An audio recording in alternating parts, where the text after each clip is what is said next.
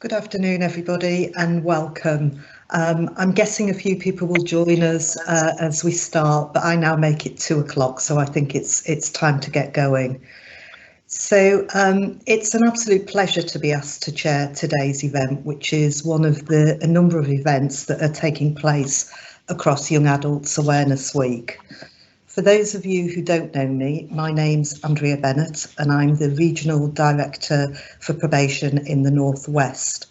And I also have the strategic lead on behalf of the probation directors for our work in probation with young adults. When I was asked to take the lead on young adults about 2 years ago now, if I'm honest, it's not an area of probation practice I've been that close to in recent times. Having said that, the last 2 years has been both incredibly enjoyable and very rewarding, and I have learned a huge amount. And my passion, I think, as a consequence for working with young adults is immense. So I'm really pleased to be able to host this event today. I do have a little bit of housekeeping just to go through with you before I introduce the speakers. So you'll see on the slide, I hope, that today's event is being recorded and will be sent to you along with the presentations from our speakers. Because this isn't a live event, could you please keep your microphone on mute and please keep your camera on if you want to. Be nice to see people.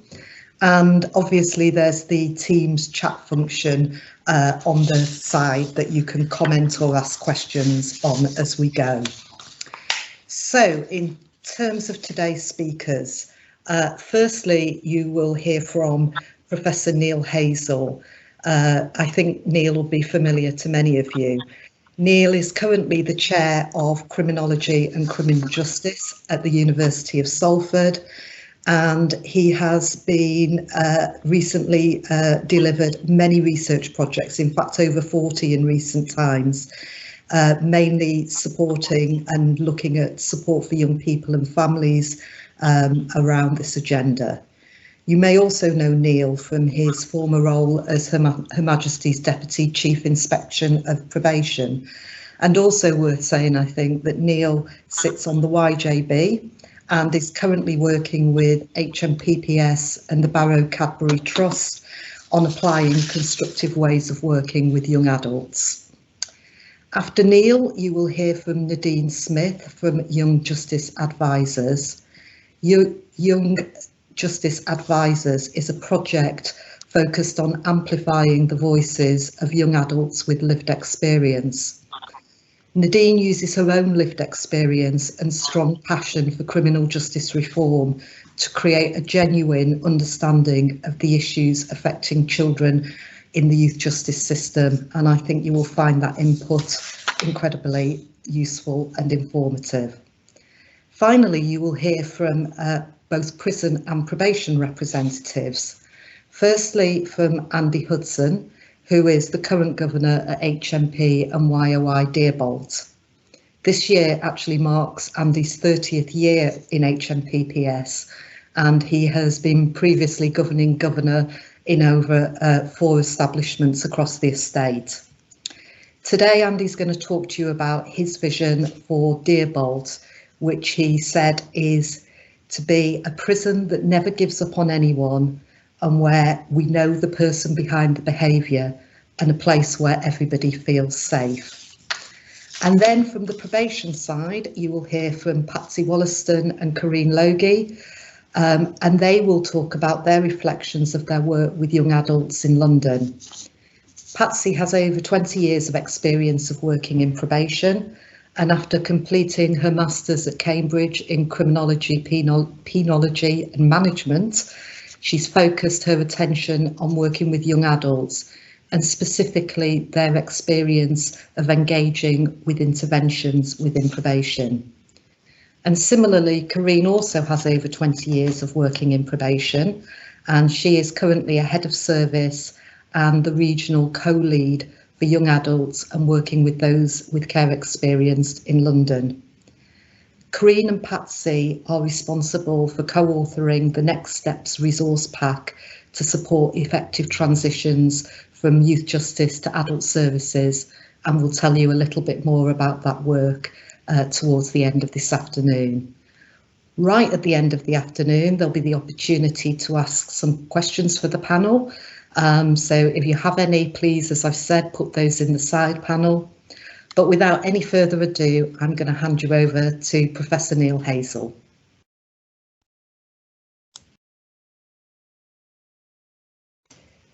Neil, you're on mute.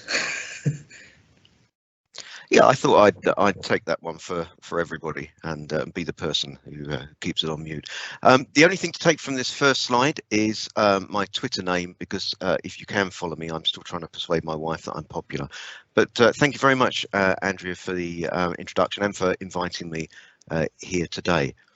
We're going to start this look at working with young adults by going back a few years and actually focusing on resettlement, because this is where our current understanding of what's important working with young adults really came from. It was looking at resettlement and a particular problem that we had with resettlement.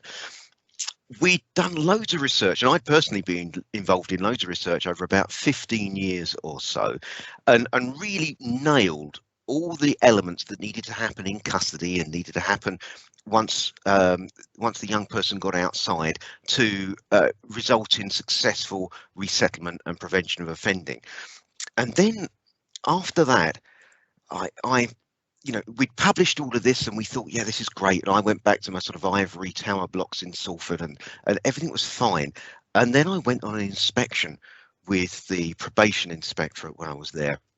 And we realised, as subsequent inspections have, both the local and thematic, that resettlement is, just kind of not working, that agencies are distrustful of each other, that young people who get out get disillusioned very quickly, and that that custody itself focuses on coping with the day-to-day rather than necessarily what happens afterwards. And it's all, it's not great. The outcomes are not great. And what's more, all of those different things that we saw were statistically associated during all that 15 years of research just kind of wasn't happening right. And so this was the problem we were facing, which was, well, if we know all of these statistical factors that are meant to make a difference, why is it not working? And the repercussions of the lessons we learned from when we investigated that have really opened up and developed our contemporary understanding of what works with children and with young adults as well, more specifically.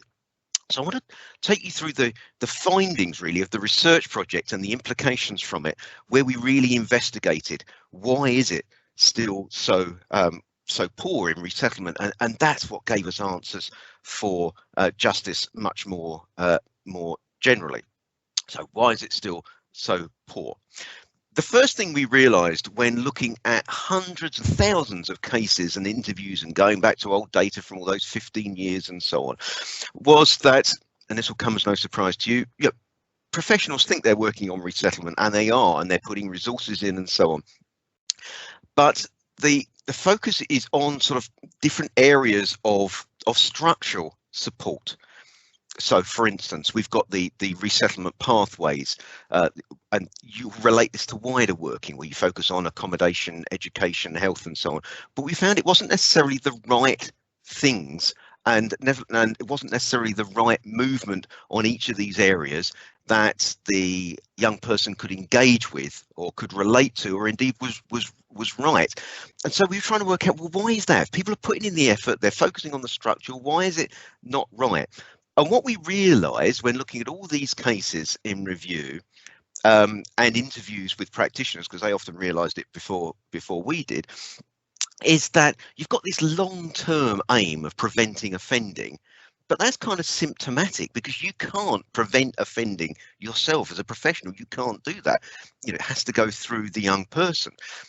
So you've got that long-term aim, and we've got the short-term where we fix, we sort accommodation, we sort educational training or employment, but there's not a clarity, and there hasn't been in the research, about why one would lead to the other. What's the pathway? In modern parlance, it's what's the theory of change that leads from one to the other? In young adults and youth justice, what is it that makes that difference? And therefore, how should we fashion what we do on the ground, or what you do, in order to get to that end symptomatic result of the prevention of offending and safer communities and fewer victims down the line. So we had to reframe the way we thought about resettlement, and this is what's reframed the way we think about young adults and youth justice more generally since then. So the first step was when we realised that if you actually look at the cases, the qualitative cases of when people have managed to turn their lives around with the support of professionals, resettlement is not a transition point. It's a journey, a long journey, just as probation generally is a journey.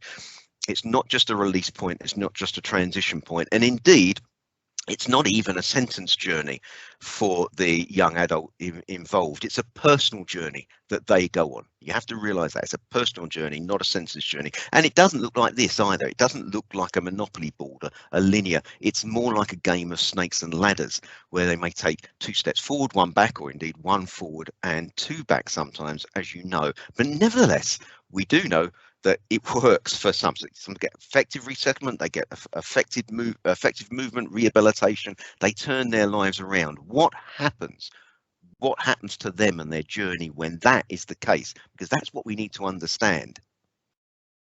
It's up there on the top right hand corner.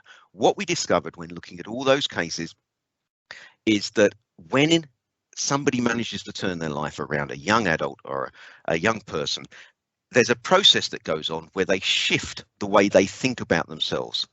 They shift their identity, where they move away from an identity, a way of thinking about themselves in the world that is conducive to crime, towards one that is more conducive to a positive and constructive future. So identity, and this is what's absolutely crucial to this idea of constructive working, the idea of actually we work directly on identity. Now, those of you who are, who are in with the desistance literature will understand that this concept is for adults, it already exists within the desistance literature. What we came at it from was not from a perspective of exploring that theory, but exploring what was the problem in resettlement, and came up with essentially the same answer. It's about identity and identity shift, and you will not get successful resettlement, you will not get successful rehabilitation unless that identity develops. So why is that so important? I'll give you a very quick example. There was a case when I was on the golf course recently, and we were discussing where one member had pushed a pint of beer onto another member, and the person who had the pint on them hit the first member. And I was like, oh, that's a bit much. And the guy I was chatting to said, oh, come on, Neil, you'd have done the same thing. And I thought, I wouldn't have done that. I wouldn't have hit him. What's wrong with me? Why wouldn't have I hit him? Am I less of a man? What's going on there? And I realised, I kept on going through thinking, is it my background? Is it this risk factor? Is it that risk factor? And I realised, actually, that's just not what Neil would do. That's not what I would do. It's not what he would do. It's not what Neil would do in that situation. I wouldn't have done the same thing. And I realised it's actually about the way I see myself. I've got this kind of like pen portrait in myself of who I am, my identity. And that adds up to who I think of myself, including how I think of myself as a man, and what to me a man is, or I am as a man. And that wouldn't be reacting in that kind of way. It would be, controlling myself, etc., in that situation. And that's essentially what happens with all of us. We've got this pen portrait of ourselves. We used to think that, faced with a criminal opportunity, we'd weigh up the pros and cons. And what we actually realise now is it's much more about simply working from that pen portrait of ourselves, that identity that we have all the time. And if you talk to people who have turned their lives around, what's what they talk about? They talk in terms of who they are and shifts in who they are, rather than what has happened to them necessarily, or a particular course they've gone, or intervention, or a risk factor being met, or anything like that. At the bottom, I just need to do me. I am the person I am today. A worker said to me, you're a very creative person. It's about the who. It's working directly with identity. So the theory of change we have, therefore, is that there's a shift in identity when resettlement, or indeed practice in general, is successful, and somebody who's a young adult manages to rehabilitate or move on. There's a shift from a pro-offending identity that is formed from all the things that we, used to think of as risk factors, that's criminogenic, but that would shift to pro-social identity. What are the building blocks of identity? What are the things that make up the way somebody thinks about themselves and how they might shift their identity? Well, we think of them in three ways: as activities, interactions, and roles. So activity, you can get somebody into playing football, for instance, and yeah, that occupies their time, but it's not the occupying their time that makes the difference or the playing of the football. It's that they might take on the idea of they are a sports person, or they're a leader, or they're a team player, or they're somebody who's popular, or they're somebody who can do something good. They're a sporty person. It's something to do with the way they see themselves. The same with interactions. They're crucial because, people, the way we interact with people, they feed back to us who we are. You think about who's given you a sense of who you are, maybe parents, friends, colleagues. And talking of colleagues, roles, of course, the roles we take on, they may be formal, like your job role, or the role of a parent perhaps, or a partner. They may be more informal, like you're the good listener in your group of friends, or you're the one who kind of drives people onto action, or whatever it is. Activities, interactions, and roles, the building blocks of identity shift, and we think of those as air. And so we say that giving someone fresh air is what you need to do. So if shifting identity is what makes the real difference with young adults, then if that's the key to actually helping them move on with their lives, to rehabilitation, to get safer communities, at the end of the day, what must be the role for us? The role for all agencies involved? Well, it's got to be supporting that shift in identity, or as I said, providing young adults with fresh air. So we've come up with a framework to put this into practice, or to help you think about how to put this into practice. A framework called constructive working. It's got three parts to it. The first is what we call constructive casework. And that is about making sure that we don't just give structural support as part of casework, that we focus on giving personal support that helps guide identity shift. So exploring these sorts of questions with the young adult. What's their current identity? What elements of it might be allowing offending? And then thinking about shifting it. So what are the strengths and interests that could inform a pro-social identity? What might that pro-social identity look like? And then how do we get to that pro-social identity? So the structural support you put in place is explicitly to try and develop towards that pro-social identity. And that's something that someone can engage with. They can see that as relevant to them if it's not just about dealing with their risk of offending, but it's actually getting them somewhere pro-social in the future. And there are different ways that you can be creative about helping them explore where they want to get to. So if somebody's got an interest in the Rocky films, for instance, it's an example from a yacht, they developed a sentence plan, a sort of a skin on top of their existing sentence plan, where they explored moving forward towards their goal. So that's the first of the three elements. The second is what we call the 5 C's, and these are characteristics that we've discovered are important to any plan of delivery, any support plan that would result in that shift in identity. Constructive.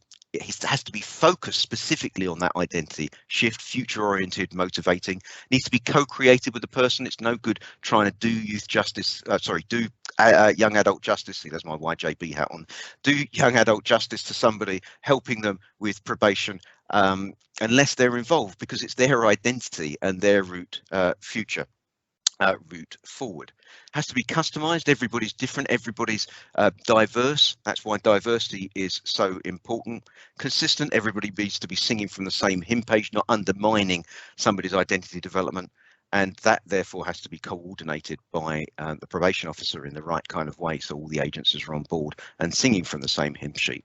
And the third element is identity awareness. We very much need to be aware of the messages that the young adult is giving us about who they think they are, how their identity is made up. Anything from tattoos to the mugs they use, to what they tell us about themselves. I've actually got this as my Love Island. See, that's a bit of my identity there. and also look at the messages that we are giving in those interactions with the young adult about their identity.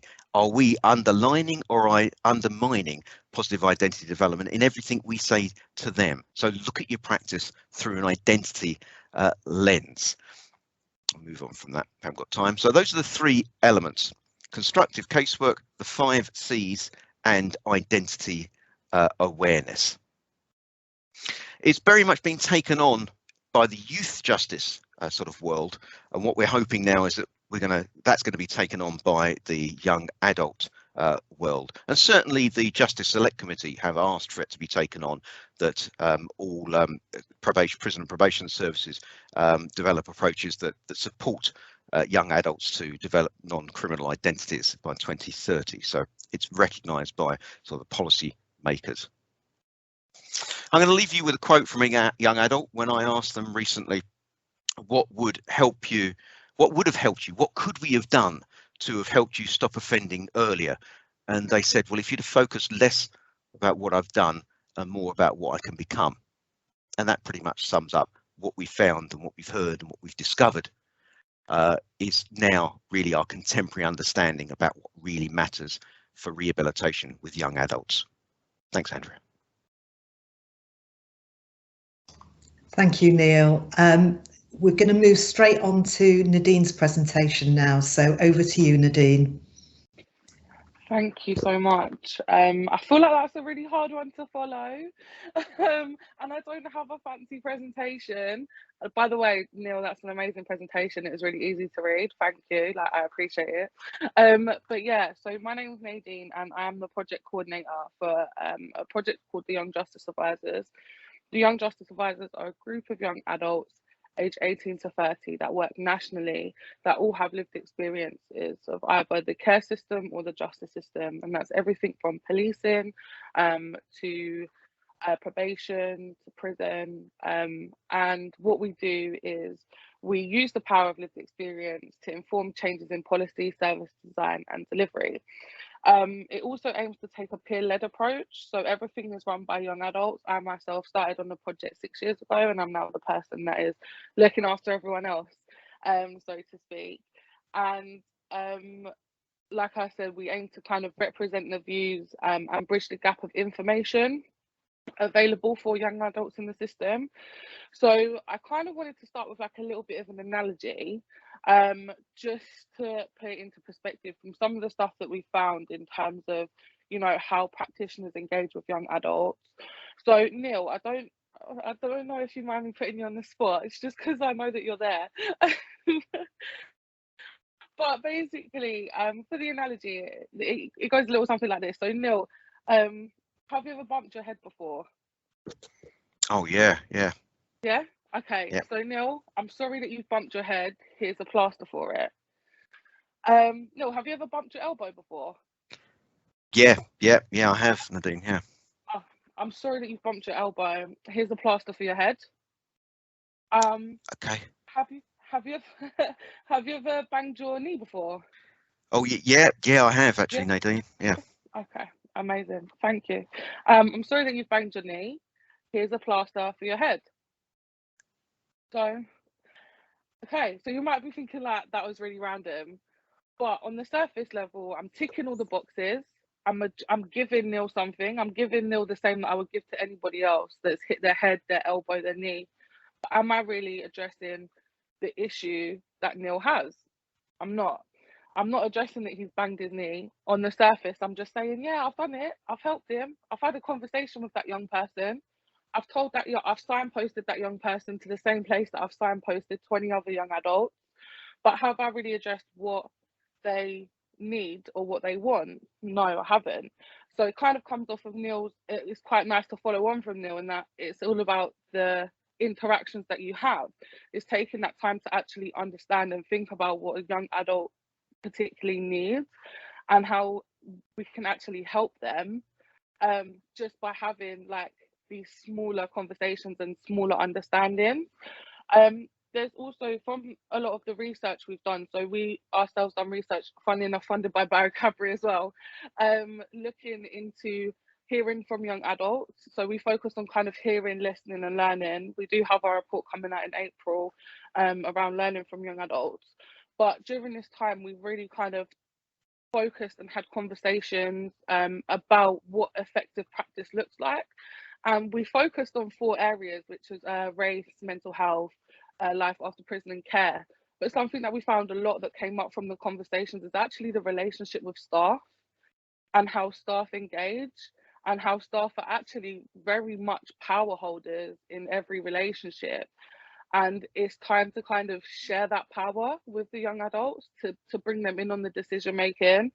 It kind of we was in an establishment earlier this week, and it kind of hurt my heart a little bit because, you know, I sat and had a conversation with a young man, and he was due to be released in 6 months, and I was saying to him, you know, have you thought about your CV? Have you thought about what you want to do? And he was like, oh no, miss, like there's nothing that I can put on my CV. I said, but aren't you a wing cleaner in here, and like don't you do work in the kitchen? He was like, yeah, but they're just prison jobs, they're not real jobs. And I was like, but actually look at all the skills that you exhibit by doing these roles. Not everyone can do these roles. And the fact that he didn't see it as a real job, or he doesn't see what he's doing as being positive just because he's in an establishment, is so sad. And the fact that nobody has those conversations or want to empower young people to feel like even just helping their padmate to do something is something positive and something constructive is quite, yeah, it is quite sad. Like, and I did leave there and I was like, wow, you know. So we wrote them a letter, and we had an hour session with them, and after the hour session I sent them a letter showing them 10 key skills that they exhibited. And some of the young men that we revisited were like, wow, miss, like we didn't know that, you know, just having a conversation was us showing that we're listening, or us showing that we're engaging, or us showing all of these things. And I'm like, how, like, why not? And they're like, because we don't get told it. This system is not built to praise us. This system is not built to be positive for us, and it's not built to make us feel good. And that's how they see it. And it's really sad. And there's so many things as practitioners that, you know, even in day to day, that we do for each other. So even as staff members, you know, we might have a little conversation, just check in, or how was your weekend, or how was this, or, you know, how are you feeling today? You're right. That can be applied across the service, but it's not, and it makes me wonder why. But yeah, you know, those small interactions can mean so much to somebody when they haven't really got anything, and especially for those that don't have the support of family and friends on the outside, which is something that we noticed as well. Especially in regards to like the IEP system and stuff. It's like, you know, what are the benefits, especially when young people don't have support on the outside, you know, going to enhanced, it doesn't really make a difference to them. So we also noticed that there was like a lot of gaps in resettlement information. So we created a guide. So we created and published 3 guides for practitioners to use with young adults, but also for young adults to use on their own. And we tried to make them easy read and focused on real lived experience. So we've got a guide called Through the Gate, and Through the Gate was really important for us because it allows the young adult to have an input and have a say, and to have something for themselves. So we created an essentials checklist. So it was things like CV, housing, all the baseline mandatory things that they can keep and tick off, and use it as like a conversation starter with their probation officer, for example, like, oh, I need help with my CV so that I can tick it off my list.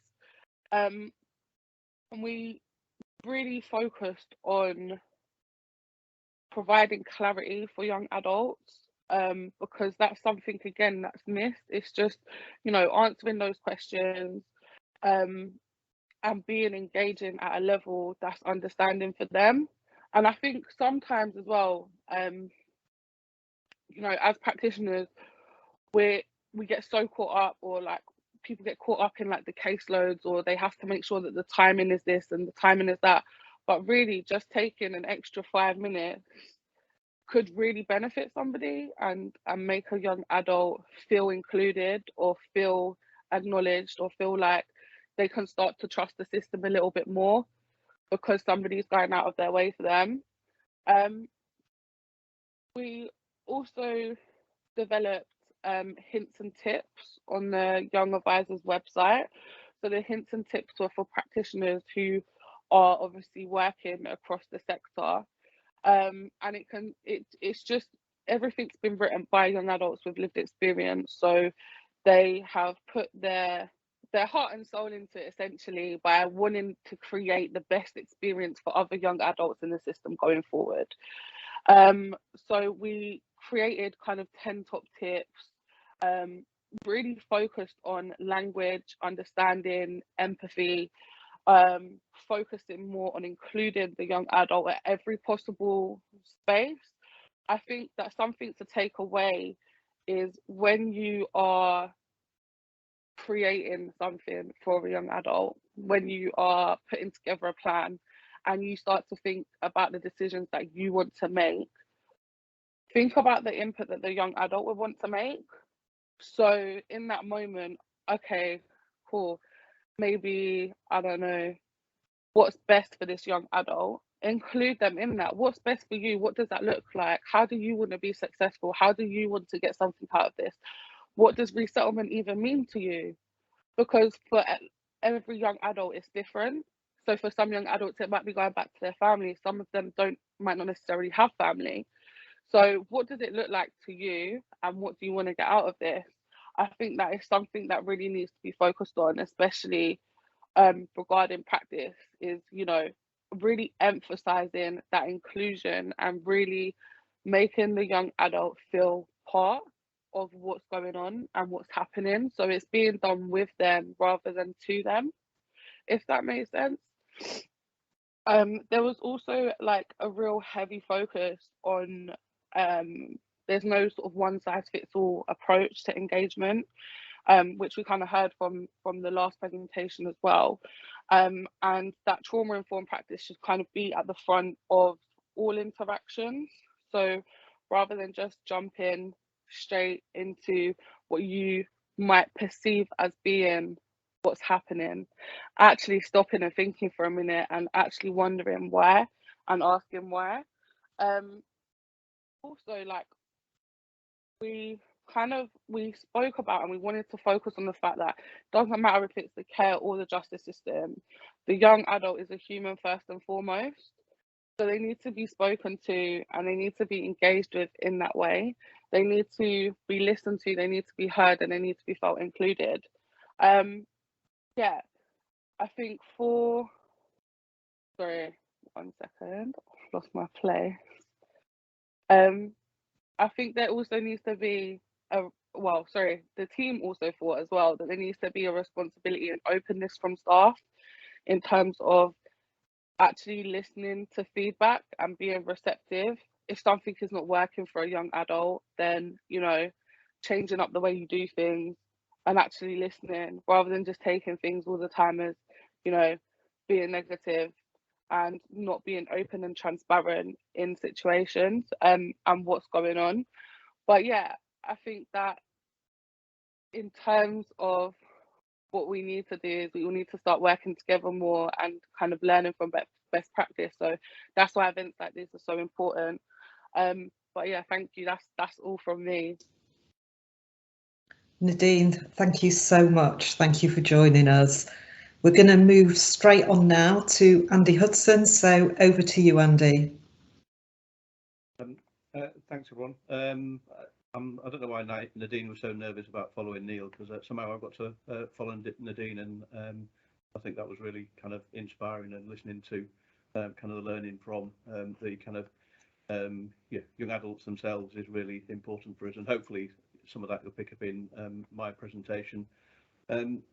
There's a couple of things I wrote down actually from Neil actually in terms of the way we see ourselves and our place in the world, the importance of that, and it's about the who, and hopefully some of that will come across in what we're trying to do at Dearvault.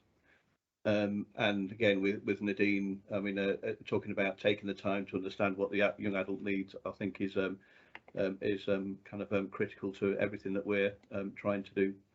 As Andrea said, I am the governor of Dearvault. I have been there for just over 3.5 years now. And I'm privileged to be asked to speak to you today, actually, in terms of you know, what we're trying to do within Young Adult Awareness Week. But I'm not here to suggest that we've got everything right. We're not perfect. We have some way to go, and I think it's important that I recognise that. But we are clear about what our aspirations are. COVID-19 has got in our way. I'm not going to talk about COVID too much in this session, you'll be pleased to know. But it has got in our way, but our vision remains relevant, and it will be the golden thread, I believe, that sees us through. So I thought it might be helpful to give some context of the men and the environment at Deervolt. So Deervolt is a national resource with an operational capacity of 529. This includes up to 16 places for a transitions unit for children moving from youth custody into the young adult estate. It's currently still in development as a proof of concept, and the unit is part of a broader national transitions project that's attracted investment from both HMPPS and NHS England. I was pleased yesterday to hear Angus Jones mention our work in this session yesterday, because I think that doing better for those young people moving from youth custody into the young adult estate is really essential in terms of improving outcomes for them. Currently, our operational capacity is reduced to just 337. That's for essential refurbishment and physical security upgrades. So again, I won't go into all the detail of those, but we're also including installation of in-cell telephony at the moment, which is really important. But the investment in the physical environment is really important, and I'll refer back to this later.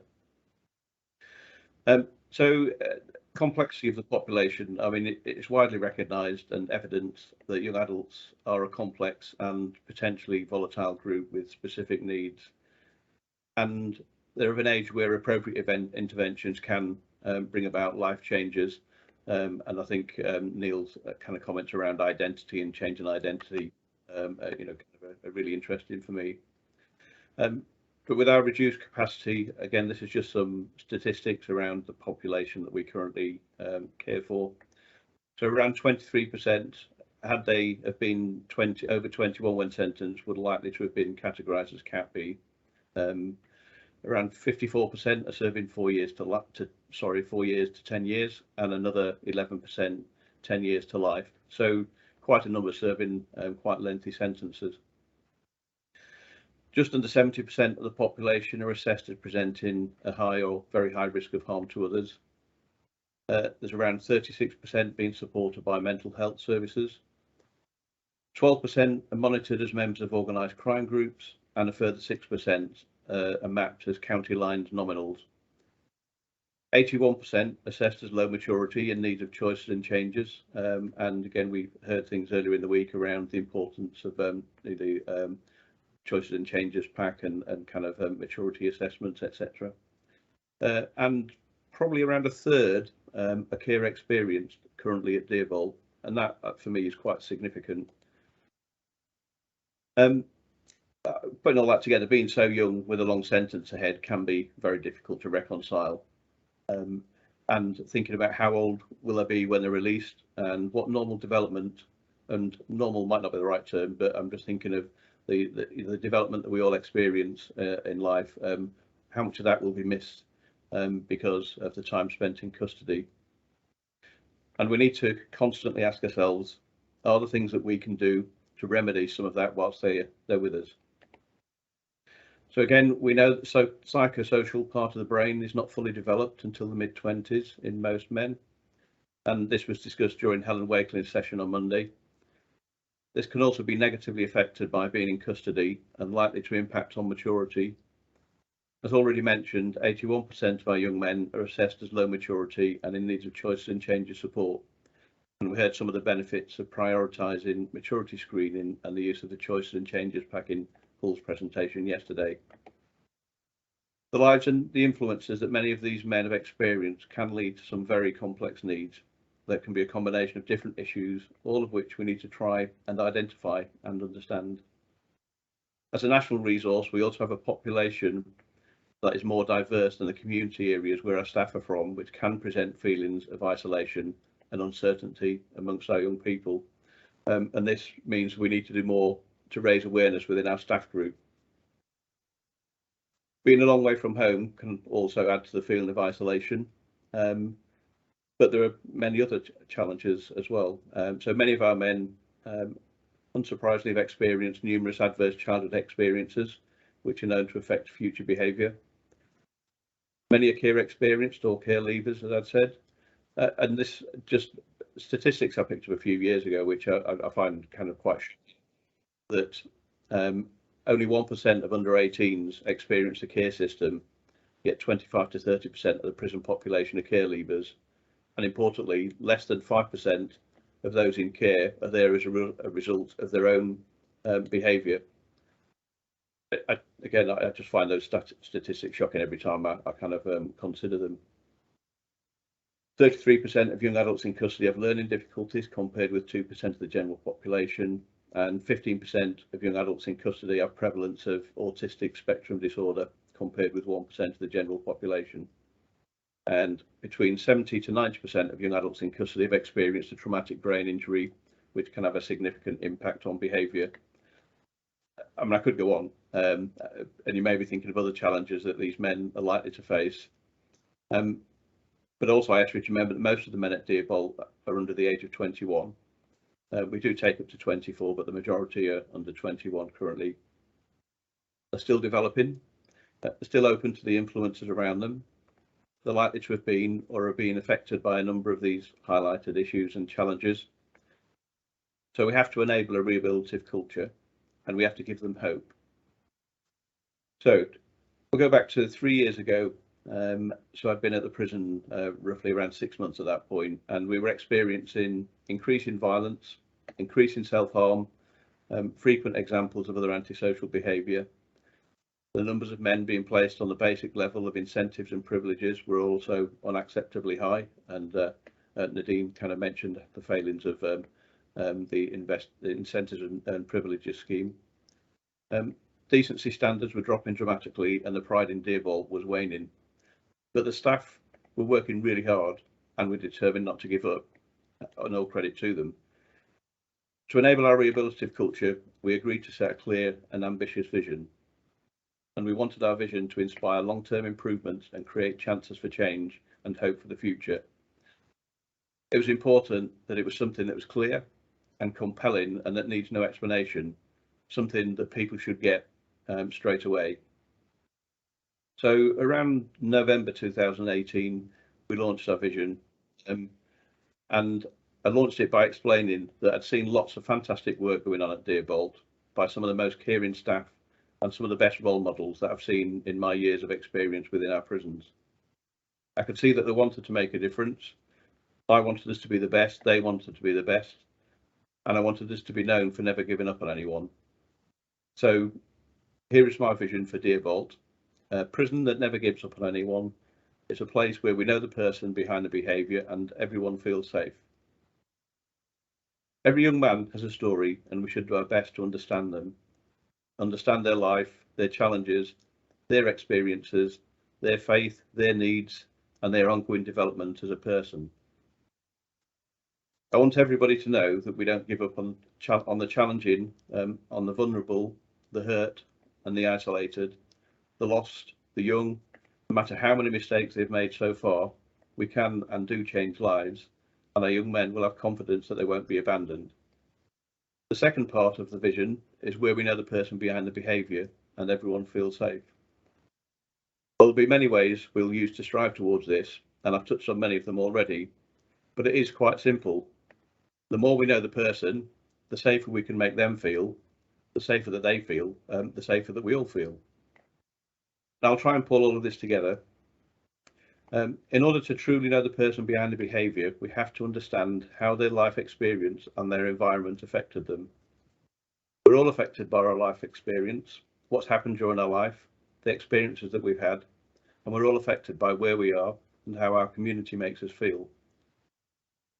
And it's a mix between who the person is and what's happened to them, and where they are now and how does the prison feel to them. This is sometimes called the person-environment duet.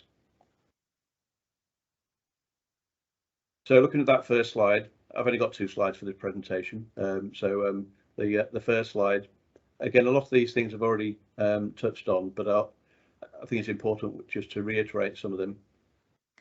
So in terms of the young men that we have at Deerbolt, who are they? Who are you and what's happened to you? And it was interesting when we kind of pulled this work together 3 years ago, that the consultation we did with the lads, they all very quickly identified with a number of things that we're talking about in relation to who they are and what's happened to them. So I've talked about ACEs, we've talked about maturity and brain injury, recognising kind of learning difficulties or disabilities, the numbers in a care experience that have, some of whom have experienced family rejection. Really importantly, recognising that they don't feel that they're good at communicating. Poor experience of transition from youth custody is something that's been an issue for many for quite some time.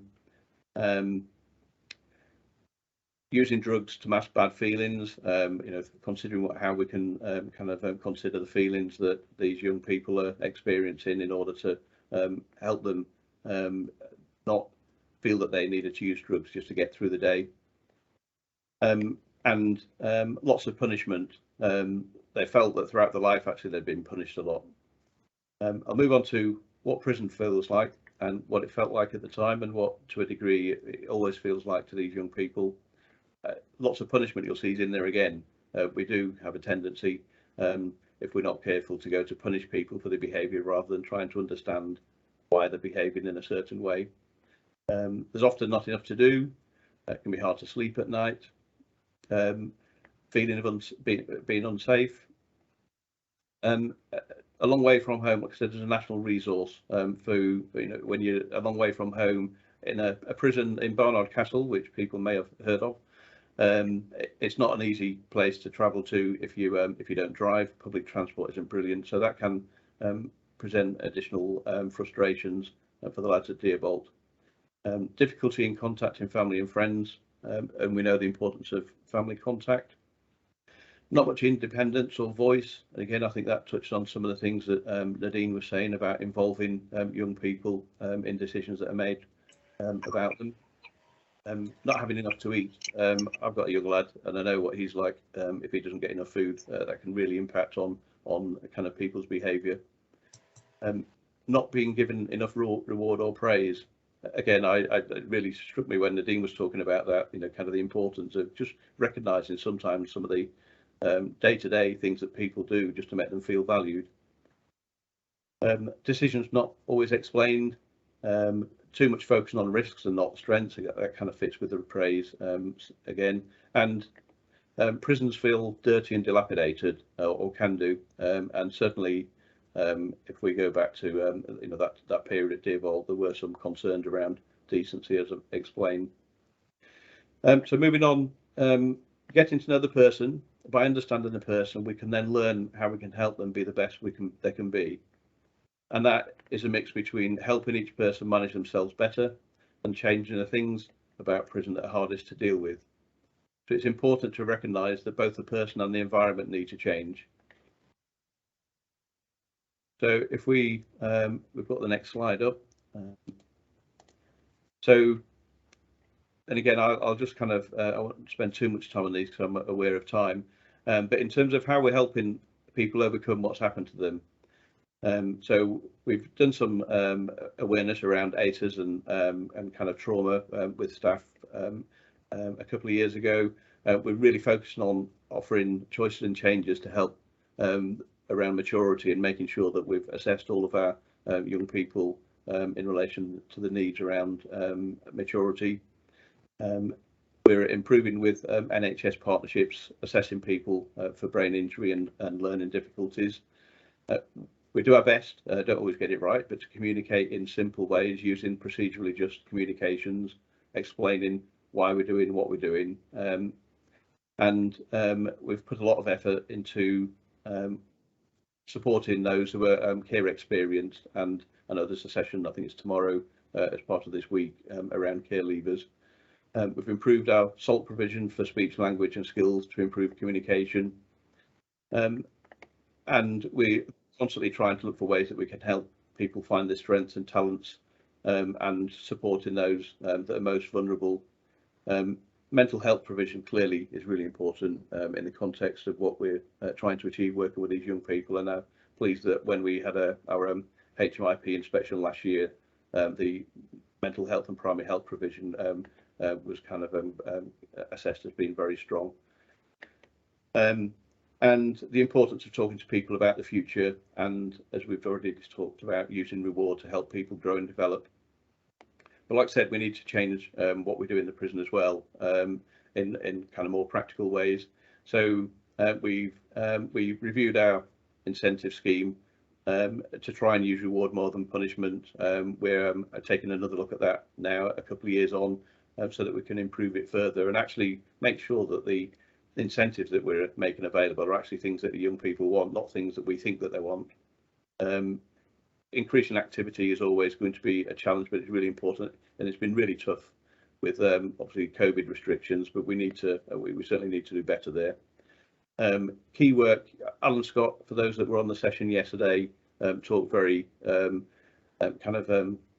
supportively around the importance of the key work and the importance of that in terms of the kind of staff understanding being able to support people generally in prison, but it's particularly important with this age group.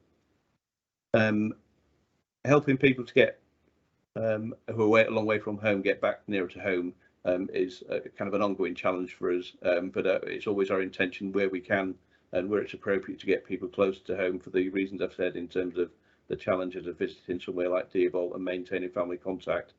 But one of the real positives that's come out of support through COVID over the last couple of years is the rollout of video visits, and we've had really good uptake using video calling so that the lads can keep better contact. And we've now got in-cell phones in all but one wing at the prison, which again makes it much easier and actually enables the lads to be able to contact the family when the family are likely to be at home. We continue to try and improve our two-way communication, and I talked briefly about the transitions unit that we have and trying to improve the experience of transition from youth custody and working with the national transitions team on how we can start to get to know the person before they even move to us. So having contact with Wetherby as our closest youth custody establishment, but having contact with the lads there by phone or video call so they can get to know the staff before they arrive and ease them into that transition in a more structured and beneficial way. And the importance, we put a lot of importance on explaining our decisions and doing what we say we'll do where we can, or if we can't do it, explaining why. And that fits very much with kind of trying to improve our communications and making it more, making it simpler. And the last bit I'll just focus on there is improving the buildings and environment. We've got a huge programme over the next course of the next year or so in terms of improving the accommodation in the prison. And I think without that, we're expecting people to change behaviour when they're living in potentially in accommodation that isn't really fit for purpose is always going to be difficult. So having got that investment, that will really make a difference.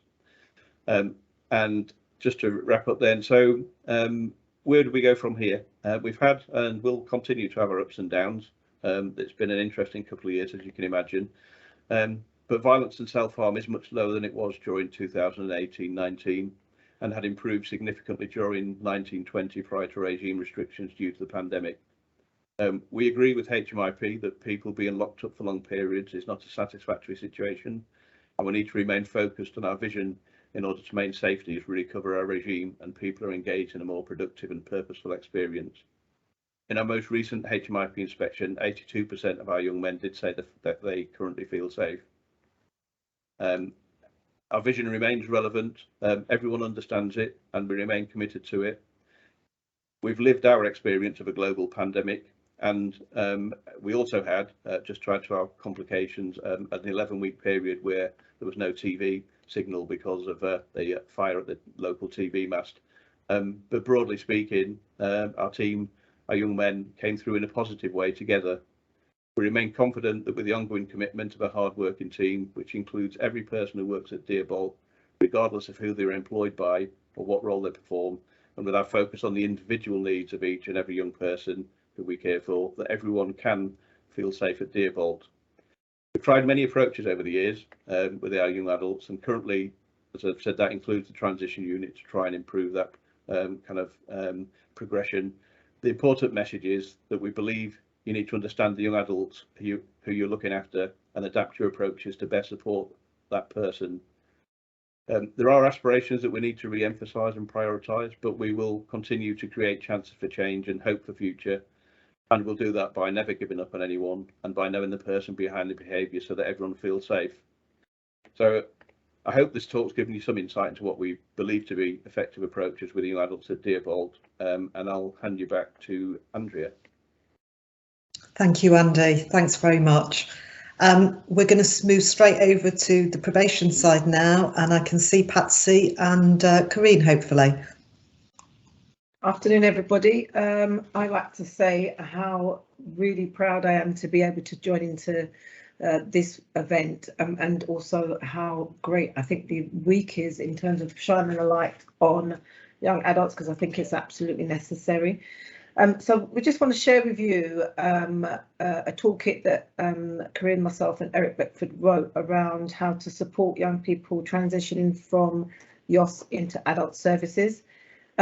So if I just bear with me, because this is not my strongest point.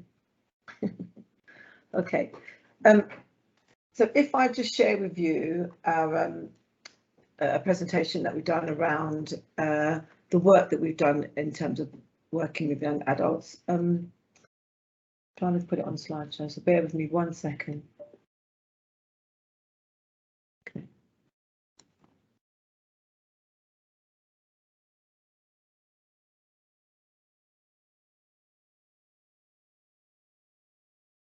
Okay, so next steps, as said, is a resource pack which we've put together to help us from looking at working with young people and some of the concerns that have come up around the attrition that happens when they're moving from YOS to adult services.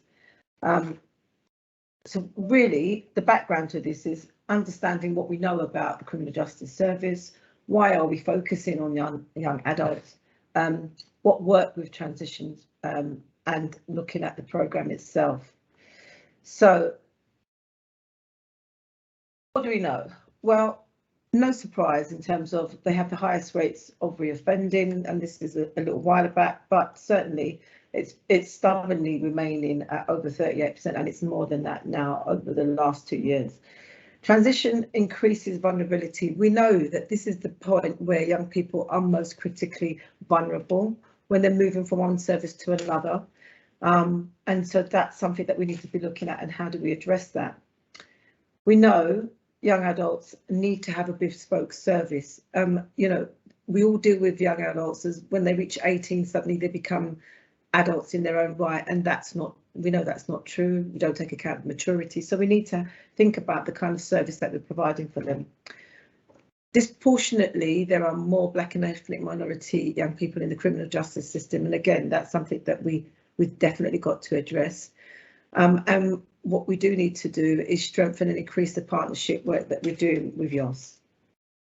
So why are we focusing? What works with young adults? So what we do know works is, why are we focusing on young adults is to achieve effective and seamless transfer. We need to ensure that when a young person moves from the YOS into adult services, that it's done in a way that's trauma informed and supports that transition. We need to have effective engagement and ensure that the management of young adults is seamless. It's important that they also have a voice, and we've heard from speakers previously saying that, you know, they're not included, particularly in constructive resettlement. They're not included in it. Their voice we're doing unto them. So what we need to do is making sure that when we focus on young adults, we give them the opportunity to engage in the process. And trauma, that, you know, adverse childhood experiences is critical. And we need to make sure that when we are focusing on them, we do take account of the trauma they've experienced, and be effective in our liaison and partnership working, so that we can ensure that we're looking at maturity, that we are taking account of the needs that they have, and that they are giving them the best opportunity that we can to transition over into adult services. What works with young adults? Well, we know that a good transition between YOS and adult services will follow the national protocol, because it's there, it's designed, and it's enabling us to do the job that we do, but we need to do it consistently, and safeguard both the young adult and the community when we're doing it. The young adult needs to have a clear understanding of what they're coming into. There's a lot of myths hanging around for them in terms of what they're coming into. They're going to be breached more. They're going to be more expectations on them. They're not going to get to do this, not going to get to do that. They're leaving a service which is giving them a lot of support, and they're not necessarily sure what it is that they're coming into. So we need to dispel that, and we need to make sure that we give them a clear understanding of what to expect. The practitioner should have a good grasp of the risks and the needs of the young adult, what their existing supports would be, including family and social network, and making sure that all those connecting dots are in place to support that transition. We also need to ensure that the young adult's family is involved. When we're working with adults, we don't necessarily involve anybody else in their lives, and that they work quite insular with them. And what we actually need to do when we're working with young people is take account of their whole environment, to making sure that we're including everybody that's around to support them. Engagement with the sentence plan is key, and again it goes back to ensuring that they've got a voice, that they're included in that. We need to ensure that young people take responsibility for themselves and their learning and their future goals, and again not just being done to. And so it's important that when we're tailoring our interventions, we're tailoring it to the individual circumstances of the young person we're working with, and taking into account all their protected characteristics and diversity needs. I'm going to move you over to Corinne, who's going to take over in terms of looking at the actual programme that we designed. Thank you, Patsy. I'm afraid my camera's not working very well, so you'll all have to make do with my dulcet tones. So the Next Step programme, I think Patsy's kind of alluded to all of the factors that were highlighted in relation to working with young people and the difficulties faced with transition, and wanting to ensure that it was a smooth process was kind of the origins of putting together the Next Steps programme. So what is Next Steps? It's actually a resource pack containing 4 modules which aim to support the young adults in the transition from YOS to probation. 2 of those modules are designed to be completed pre-transition, so up until the point of the formal handover meeting, and the subsequent 2 modules tend to take place once that formal handover meeting has happened, and that's to kind of cement and solidify the sentence plan, the kind of objectives that have set out as part of the transition plan that originates when the young person is pre-transition. So it's a practical tool to support that process as I've outlined, and it's really about kind of engaging them and encouraging young people to set goals and to visualise what a purposeful and pro-social future looks like, with the support of practitioners who have a sense and really want to work with young people.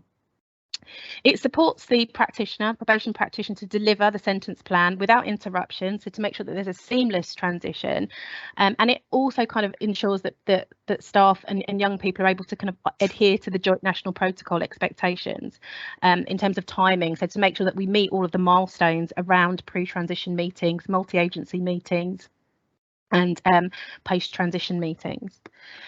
So just to give you kind of a bit of a background about how Next Steps came about, it was a brainchild almost, which has developed legs, as Patsy and I often say, when we were both working in Lewisham and Southwark Local Delivery Unit back in 2018, and we were experiencing significant difficulties with young people successfully transition. So we found a huge correlation between transfers and young people who were breached, who kind of just fell off the radar, were missing, weren't able to kind of cope with the differences between services, and also kind of our lack of understanding about how the impact of those differences of services, what that had on the young person. So Patsy and myself were enthusiastic practitioners, managers at the time, who were kind of managing, we were YOS Link managers, managing secondees in the transition process, and we really were kind of enthusiastic about wanting to provide something more systematically helpful to improve that process. And our colleague Eric Beckford at the time was doing a PhD in working with young adults in the youth justice system, so it was a really kind of timely collaboration. So the focus at the time was to make sure that we got those transitions right and that young people didn't fall through the net, but that they were given the support that they needed to be able to kind of like desist from offending, make better choices, desist from offending generally, and to kind of have more purposeful experiences of the probation process. And also, kind of intrinsically that we weren't setting them up to fail because of those differences and nuances, and not being aware of what Patsy's outlined before around, specific things that impacted on young people like trauma, maturity, and adverse childhood experiences.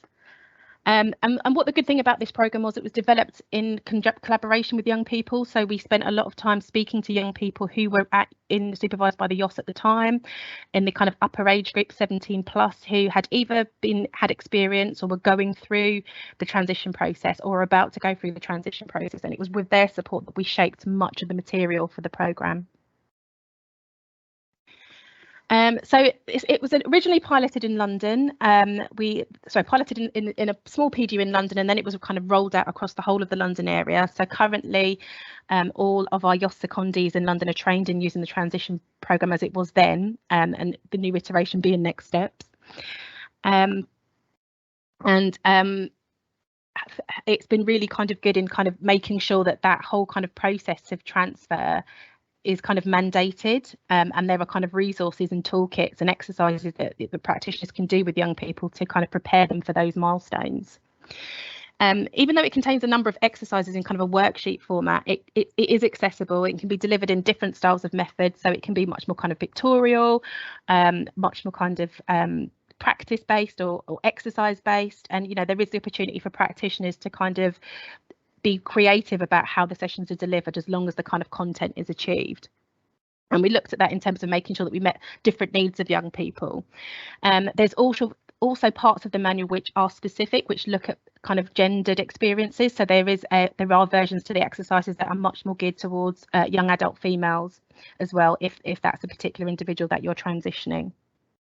And I guess one of the exercises that really kind of goes down well with young people in terms of their feedback was one of the first exercises as part of the Next Steps pack, is around kind of dispelling the myths around what probation actually is, because I think young people tended to have this, that it's all about enforcement, breaching, recalling, not supporting young people, and that's kind of dispelled very quickly and early on in the process. For those who do kind of transition that have got a low level of maturity, Next Steps can be delivered alongside Choices and Change, which we've had quite a lot about today, the Maturation Resource Pack, and that supports this process. And I'm pleased to say that we've been working with colleagues in the design team and Claire Wilson in particular around getting the programme approved for national rollout, which I understand has happened on the 7th of February, so this week, as part of Young Adult Week, and that's now available for internal practitioners on Equip, and it can be forwarded to YOS colleagues if they need to use it. I'm just going to end with a very quick quote that I wanted to kind of share with you, and this was when we were doing the initial pilot back in Southwark, from a young person who had positively gone through the process and was really did extremely well, didn't breach, went on to become like a peer navigator.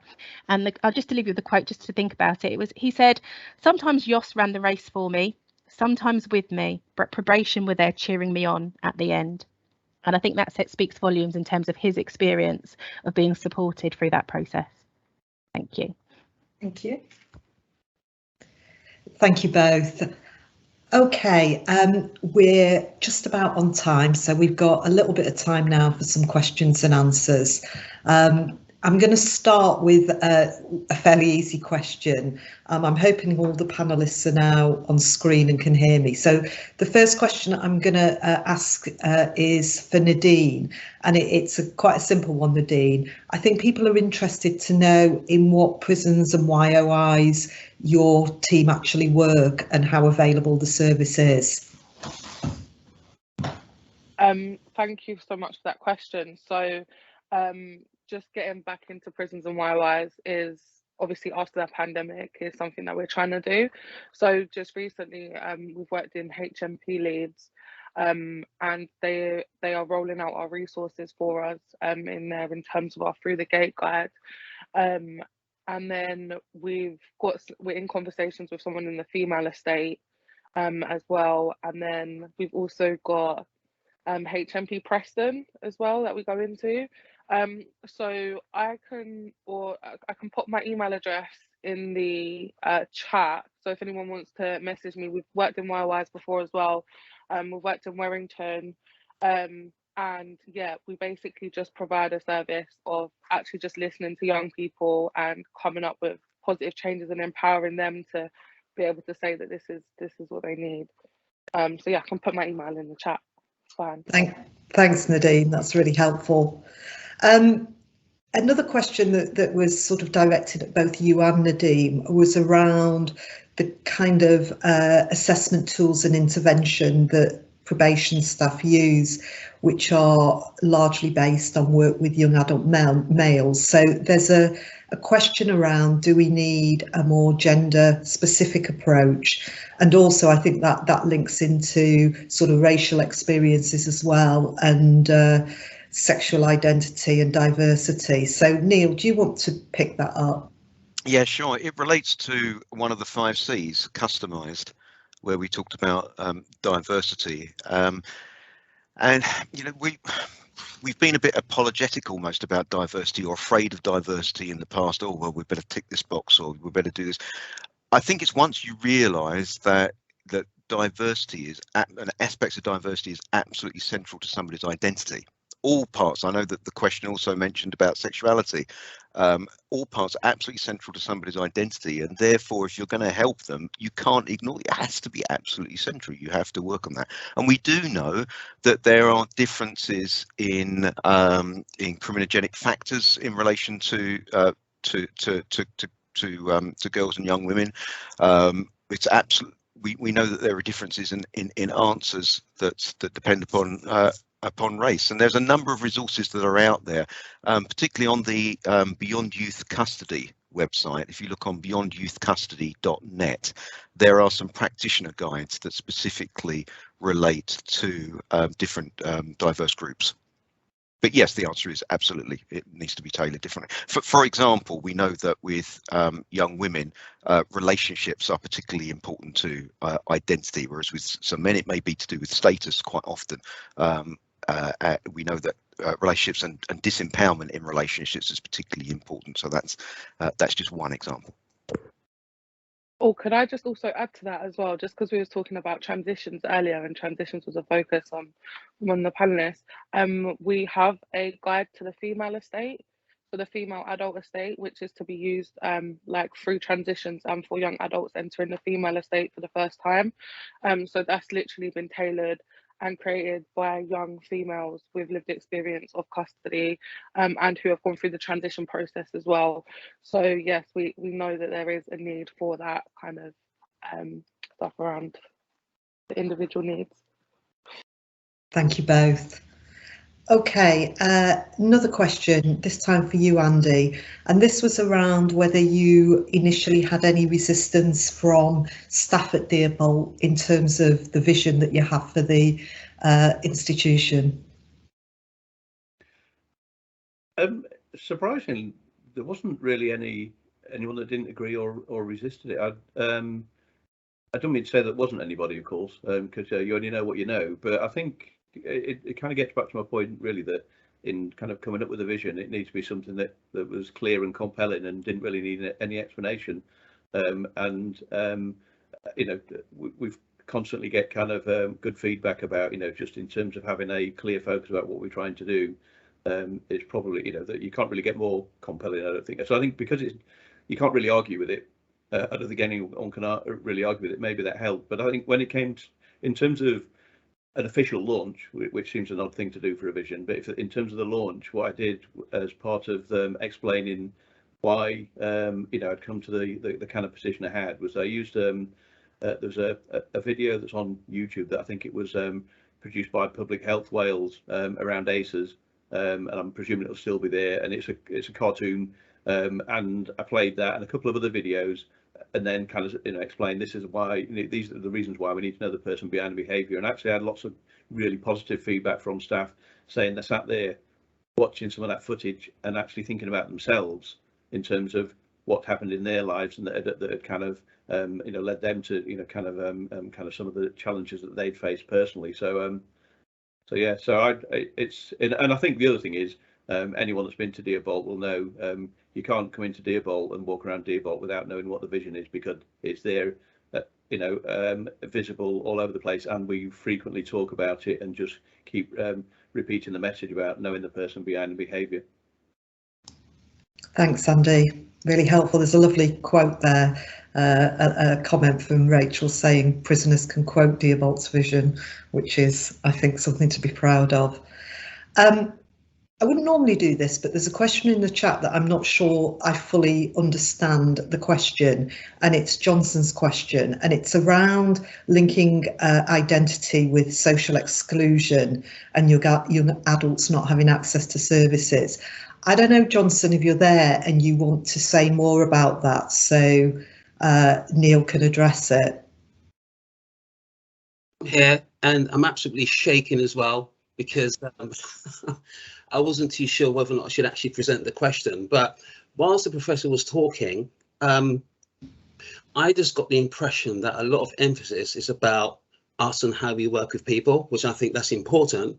But at the same time, I think there needs to be a balance between focusing on the person's identity and their rights and responsibilities in terms of some acceptance that, they're in prison for a reason. So I just wondered if we had a comment towards that, please. Yeah, I think where I'm coming from is the evidence base about what makes people change, how they change, and why they change, and that's very clear that it's about shifting their identity. So there are a number of pressures that we have on us, and a number of things that the justice system insists that we do, and somebody taking responsibility for what they've done and realizing, and so on. That may be something that we feel is part of the job. But in terms of what actually shifts somebody on and moves somebody on, it's about developing the pro-social identity, the way they think about themselves. So it's not about what you do, it's the way you do it. So if you address what they do, and whatever you're doing with them in custody, whatever interaction you're thinking all the time is, what am I doing, underlining that shift in identity, or is it undermining it?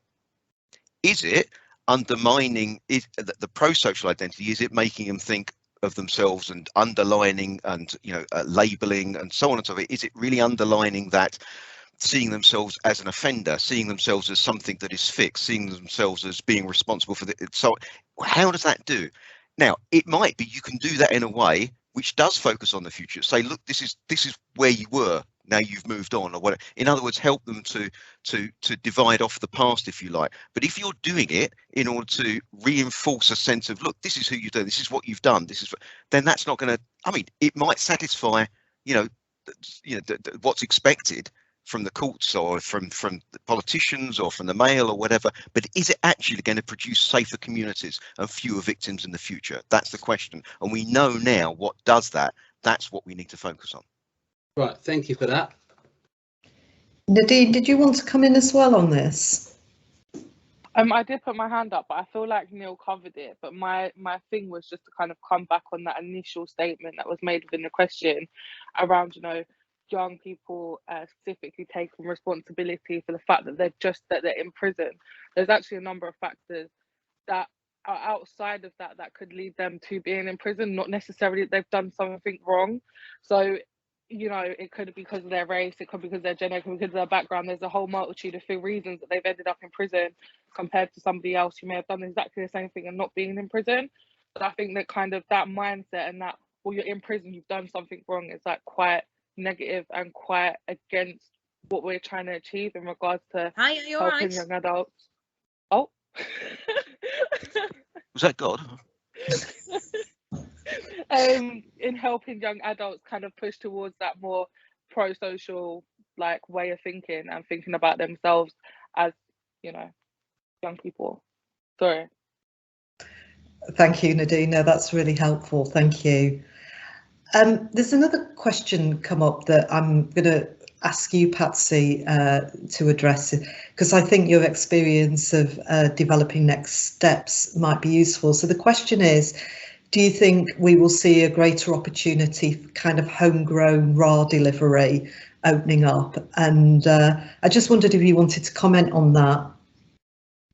So, you know, I think we've all got opportunities to be creative and innovative, and we should do. And I think myself, Karine and Eric have proven that. And I'll say this, it started from a really, for us working in a little office on my laptop, not even my laptop, is my iPad, writing up the program itself. And suddenly it's grown legs and it's growing all over the place. So I think that with enough innovation coming through that actually we can start to make arguments for more delivery on RAs and things. So I would say that I think the possibility is there. I think clearly it's not going to happen overnight, and I think it's more national than that. But I do think that we've got scope to be innovative and we creative. We just have to be able to explore the options that we've got, and particularly around working with local communities as well. Thanks, Patsy. Helen, do you want to come in on this one? I do, please. Thanks, Patsy. It was my question, actually. Now, you know, I really welcome the work that Patsy and Karine have done, and I think it's fantastic, and we certainly want to capitalise on those opportunities. I was really meaning more, though, around the kind of reactive sessions that we don't have time to sort of pull together an evidence-based and plan. I'm thinking about things that are responding in local communities. We did some great work following, and I'm not a football fan, so I forget, but the impact on Sacco and Rashford on whatever football match that was. Now, if we'd have had to get permission to write that, deliver that, the moment's passed, but actually bringing a group of young people in to talk about hate crime, race crime, attitudes, linking that in that time with expert staff that work with young adults is really, really valuable. But when we can't class that as RAs, trying to incentivise young people into those conversations is harder as well. So you're kind of asking them to do double. Come in for your RA session, but I'd also like to talk to you about this. So can you stay longer or come in another day? So I absolutely appreciate what Patsy's saying. I think that's fantastic. And we absolutely do want to do that. But I'm thinking about responding to local issues and national issues with staff that absolutely are experts. We trust them to deliver that work, you know, written by other people. So I just wonder if there'll be some flexibility in the future to trust them to allow to sort of write those sessions, you know, themselves. That would be fantastic. So my only thoughts on that is that I think you can deliver local things, but obviously, you know, if you're looking at how you're working, you know, speak to your regional director and see what it is that you can do locally, because this was local. So this did come from a local initiative. It's gone national because it's kind of just built that way. But I totally get where you're coming from. But I think we shouldn't lose those opportunities as well, because I think that the things that you do within your local regions, districts, areas are probably more critical than some of the national things, if I'm honest, because they're going to be responding to your specific needs. Thanks, Patsy. There's a question coming from Tanya about diversity kind of across the programmes that we deliver. And I guess the question is, we talk about diversity, but how does policy translate into action? I don't know if there's anyone I would specifically point to answer this question. I might just take the privilege of being the chair to say something and then open it up. I think the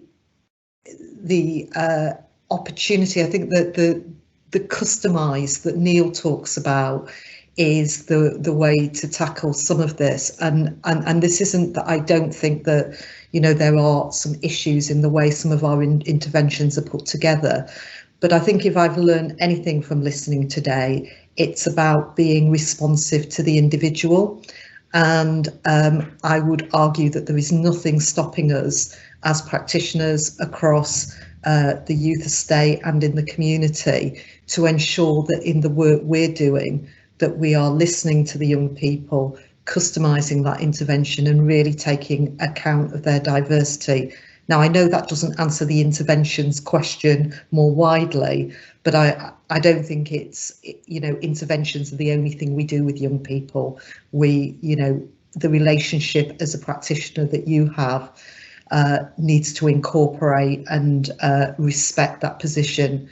Does anyone else want to come in on this? I just have one thing to add just about diversity. Sorry, Neil. I beat to it. No. The only thing that I would have to add is around like when thinking about diversity and inclusion, it's actually about like incorporating lived experience and across the board, and that's something that we can maybe look at policy.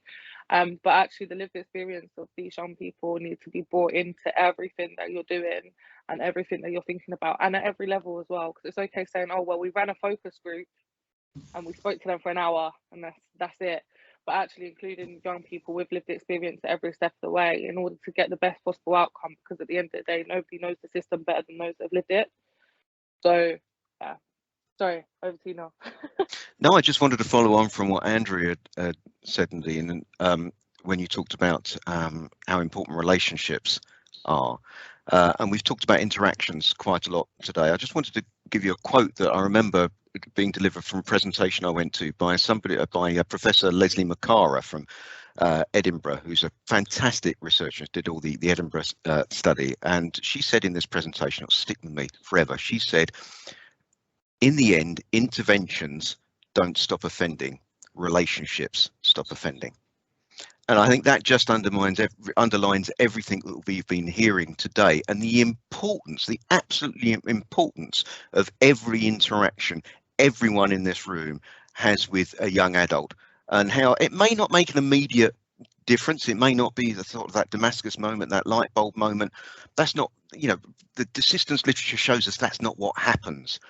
It's not like you address a risk factor in this, but over a period of time, those interactions make a difference. You can help somebody shift the way they see themselves and how they then therefore behave accordingly over that period of time. Every single thing, every single interaction that you make can make a difference, and I'm sure it does make a difference every day. We just need to remember that, and the wonderful work that people do in helping people have that positive future. Thanks, Neil. Okay, I think we're going to take one final question and then we'll just move into a summary. So the final question actually is for you, Patsy, and it's whether or not the Next Steps resource pack has been evaluated, and any thoughts on creating something similar for custody. Yeah, if I get the time. In terms of the evaluation, no, so we wanted to move into that. I mean, that's probably the next step for us. But what we do have is to be able to evaluate, because we now created a non-statutory intervention code, so we can start to track people using the programme. So what we couldn't do before is really validate its usage, because we didn't have that ability to put it on the system. It's now on the system, so that's going to give us some real mileage in being able to provide that evidence piece and to look at usage and then to see the effectiveness of that. So we haven't had it evaluated yet, but that's our next steps, and that's something that we're aiming for. And the second bit of the question is custody. So Corinne and I have talked about that in great length, and actually it's something that's not out the question. So we are looking at something that could be developed in that way, and we've started to have conversations with Louise Higginbrough around constructive resettlement, actually. So it's there, it's in the mind. Brilliant. Okay, conscious of time now, and we've only got a few minutes left, so I just wanted to give my reflections before we finish, and they are very brief. So I think I started today by saying in the 2 years that I've held this strategic lead, I've developed a passion for working with young adults. And I think if you have listened to today's event, you won't need any kind of convincing why that is. And I hope as a consequence of the inputs today, you're feeling equally inspired to do great things with the young people in our care. I think the golden thread for me today, and I think it started with Neil's input, Nadine picked it up, and then Andy, Patsy and Corinne all kind of continued that golden thread. And I think this was, if I'm honest, without discussing it beforehand, but that is about our responsibility to help young people to develop their identity, to importantly to listen, and to deliver services that really meets the needs of those young people rather than just tick boxes. And I guess that's my takeaway from today, that we should all spend some time thinking about how we interact with young people, those relationships, and making sure that they are front and centre in that relationship and the things that we deliver. So very briefly, you will receive a feedback link, and it'll also have a link to the recording, asking you for your views and the presentations as well. I want to start by thanking the panelists for giving up their time today to come to speak to you. As I said, I think it's been a really great event, and I think from the comments in the chat bar, people have really appreciated it. So thank you to all of you for giving up your time. My thanks to the HMPPS Insights team for hosting this event and for putting it all together for us. We couldn't have done it without you. But most of all, my thanks to everyone who's dialed in today. I know you've all taken time out of really busy days. I think it's been incredibly valuable. I'm sure you do too. Thank you very much and enjoy the rest of your day. Bye-bye. Thanks, everybody. Thanks, bye. Bye. Thank you.